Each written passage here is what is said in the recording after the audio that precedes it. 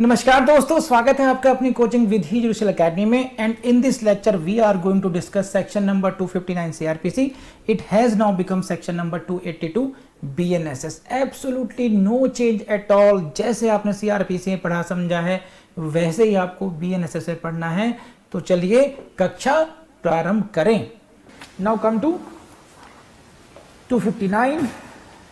Power of the court to convert summons cases into warrant cases. Summons case को warrant case. Heading is very important. Prelims से question यहीं से आएगा. बस पहला क्वेश्चन हेडिंग से. This deal with what? Power of the court to convert summons cases into warrant cases. It can be asked in your mains as well as a problem. When can a सम्मन case be converted into warrant case like this. 258 भी से भी mains में question आ सकता है. Discharge पर और वहां से क्लब करके ये डबल जीओपैडी से क्लब करके क्वेश्चन पूछा जा सकता है आप लोगों से. So when in the course of a trial of summons case relating to an offence punishable with imprisonment for a term exceeding 6 months, 6 महीने से अधिक अगर पनिशमेंट हो तब यहां से फिल्म से क्वेश्चन आएगा. It appears to the magistrate that in the interest of justice the offense should be tried in accordance with the procedure for the warrant trial, warrant cases. Such magistrate may proceed to rehear the case in the manner provided by this court for the trial of warrant cases and may recall any witnesses who may have been examined. बस तो question कहाँ से आएगा कि कौन से cases में सम्मन केसेस को वारंट केस में ट्रायल कर सकते हैं. तो कौन से केस हो गए जो 6 महीने से अधिक का पनिशमेंट है. पहली शर्त तो ये हो गई क्योंकि सम्मन केस में मैक्सिमम पनिशमेंट कितना होता है? 2 years. तो जो जिनका पनिशमेंट केवल 6 months है उनको कन्वर्ट नहीं कर सकते आप. समझ आई बात आपको? 6 months से उनको कर सकते हैं आप. कौन से सेक्शन में करेंगे? बस खत्म हो गया. That's simple. और उसके बाद फॉलोअप क्या होगा?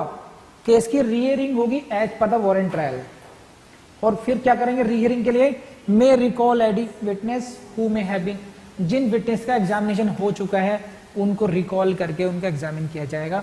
This is section 259. तो ये हुआ आपका सम्मन्स ट्रायल. 251 से लेकर के 259 तक कौन कौन सेक्शन इंपॉर्टेंट हो गए? सी 259, 258, 257, 256 वेरी वेरी इंपॉर्टेंट हुए. 255 में मैंने बताया था कि क्वेश्चन कहां से आता है? Without hearing on sentence. ठीक है. और इन द एब्सेंस ऑफ 1000 वाली सारी बातें बताई थी मैंने आपको. हाँ बस. और 251 में कहां से क्वेश्चन आया था कि it shall not be necessary to frame a formal charge. तो और क्वेश्चन कहां से आएंगे? चैप्टर कौन सा है? चैप्टर कौन सा बताइए? 20. सेक्शन 251 टू 259 बस. और ये सेक्शन 300 सब क्लॉज 5 से क्लब करके पढ़ेंगे. और वहां पे consent of the court is necessary. ध्यान रखना इस बात का. तो this is all about summons trial. Again I am saying very important for your prelims and also important for your mains.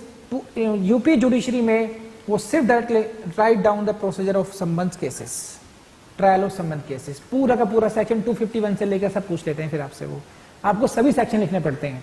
तो ये जो छोटी मोटी ट्रिकी पॉइंट्स हैं खासकर इसमें, जैसे ये हुआ आपका सेक्शन 256 हुआ, 257, 258 कौन मजिस्ट्रेट करेगा, कब करेगा, कौन सी स्टेज पे एक्विटल होगा, कौन सी स्टेज पे डिस्चार्ज माना जाएगा, कौन से केसेस में सम्मन्स को वारंट केस में करते. ये सारे पॉइंट्स रटे होने चाहिए आप लोगों को.